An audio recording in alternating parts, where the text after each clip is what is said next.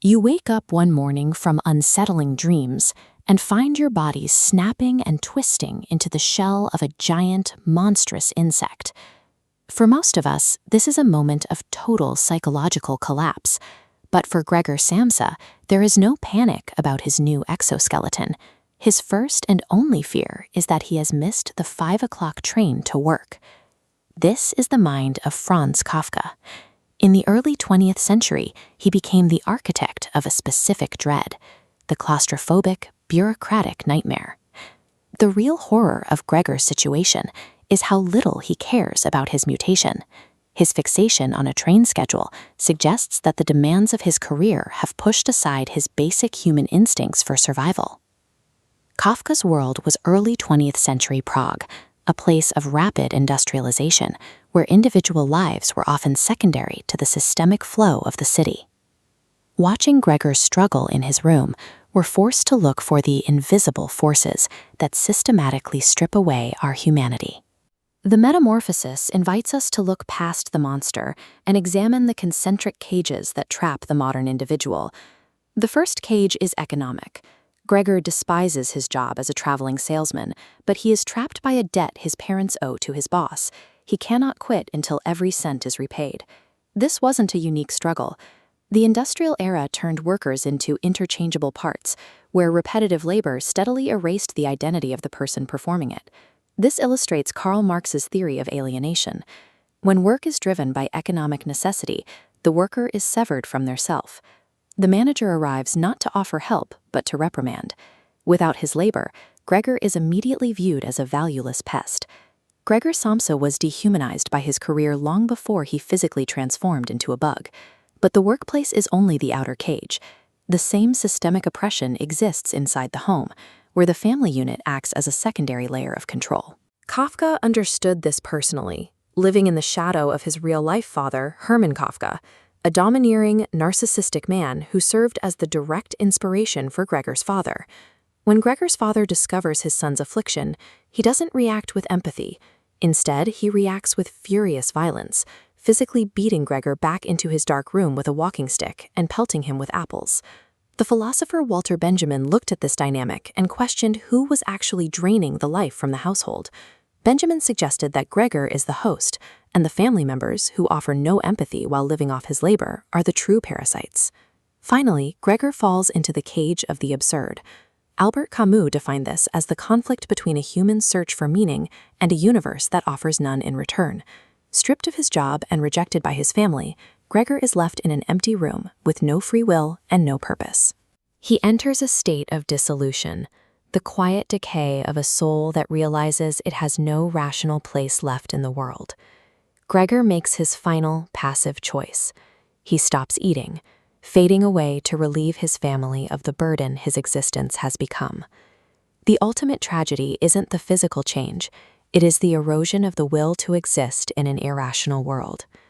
The immovable architecture of Kafka's Prague still stands as a mirror of our modern reality.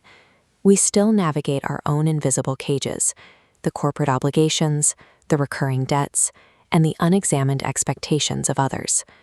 Kafka used the mechanical precision of his typewriter to document these systems before they could fully crush the human soul. If we exist solely to serve unfeeling systems, we have to ask ourselves if we are truly human, or simply vermin waiting to be swept away. Working in a semi-state insurance institute in early 20th century Prague, he spent his days cataloging the physical injuries of industrial workers. That heavy administrative reality bleeds directly into the claustrophobic world of his most famous protagonist, Gregor Samsa. We usually read The Metamorphosis as a monster story about a man who wakes up as a giant bug. Yet the true terror of the novella lies entirely in Gregor's pre-existing life. His humanity was hollowed out long before he ever grew a carapace. To understand how a person gets erased, we can look at the philosopher Jean-Paul Sartre. Decades after Kafka wrote his story, Sartre developed the concept of the look. He argued that our reality and our very identity is largely defined by how the external world perceives us. Apply that to Gregor Samsa. His family never looks at him and sees a son or a brother. They look at him and see a tool. He operates exclusively as a financial utility, a traveling salesman entirely defined by his ability to pay off his parents' debt and keep the family afloat. Gregor never possessed a true independent self. His entire personality was an artificial construct, a fragile shell held together exclusively by his family's reliance on his paycheck. Sartre had a specific term for this kind of existence: bad faith. This occurs when a person abandons their innate freedom to strictly perform a societal role. They stop behaving as an authentic human and start acting as a function. Sartre famously illustrated this by describing a cafe waiter. If you watch a waiter who moves a little too rigidly, whose gestures are a bit too mechanical, you realize he is playing at being a waiter. He has reduced himself to a mechanism serving coffee to patrons. Gregor Samsa is the ultimate waiter. He is merely playing the role of the dutiful son and the exhausted salesman. He accepts the grueling travel schedule and the miserable conditions because he believes he exists only as that role. We see exactly what happens when that role shatters. When Gregor wakes up transformed, his family's initial horror quickly calcifies into annoyance. They do not mourn the loss of a loved one, they mourn the loss of a wage earner.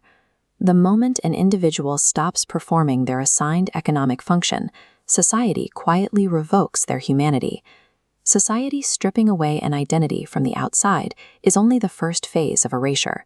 The second phase happens from the inside. The philosopher Maurice Merleau-Ponty argued that the classic separation of mind and body is a lie. He believed consciousness exists as the physical form. Our flesh is the primary medium through which we interact with everything around us. Merleau-Ponty described an intentional arc, the way our sense of self is inextricably linked to our ability to project our intentions outward into the physical environment. We understand who we are by reaching out and manipulating the space around us. As a giant insect, Gregor loses all basic physical agency. He cannot roll over in bed, articulate speech, or use his hands to open a door. As physical connections snap, his internal self-awareness rapidly collapses.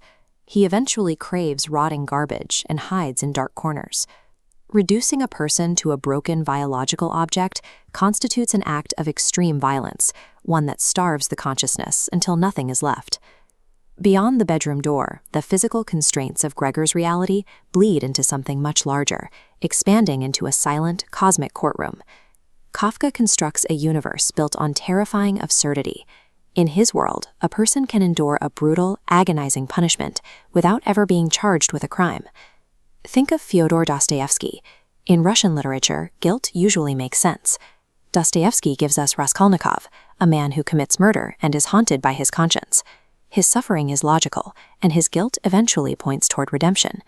Kafka gives us Gregor Samsa, who commits absolutely nothing, yet is crushed by irrational guilt. This unearned guilt manifests physically when Gregor's father hurls an apple at him in a fit of rage. The fruit lodges deep into Gregor's shell. No one removes it. It is simply left there, rotting into his flesh for weeks. In Kafka's worldview, the universe is not an indifferent void. It is an active judge that condemns the individual by default, cementing the total, inescapable erasure of the self. The novella ends with a jarring emotional whiplash. Gregor dies quietly in the dark, starved and covered in dust. Meanwhile, his family immediately leaves the cramped apartment, takes a warm trolley ride into the countryside, and enjoys a sunny picnic. They do not mourn. In fact, they physically flourish. His parents suddenly notice that their daughter has grown into a beautiful, healthy young woman. The broken part of their machine has been permanently removed, and the family unit seamlessly self-repairs. The world does not pause to grieve the loss of an individual's humanity.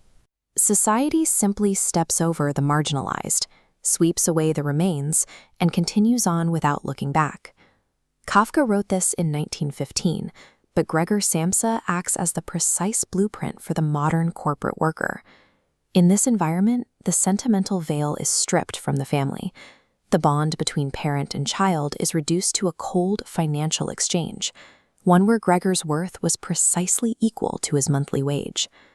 When Gregor wakes up as an insect, his first thought isn't terror at his new body. He is in a panic over missing his 5 a.m. alarm.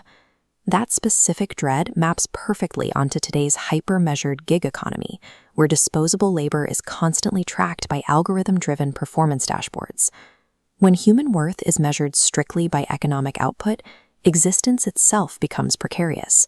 We are all forced to live with the anxiety that the moment our productivity drops, we will be treated as disposable vermin. The systems of alienation, physical exhaustion, and arbitrary guilt that Kafka outlined over a century ago are the exact systems we log into every single day, and they remind us that our humanity is only ever conditionally permitted.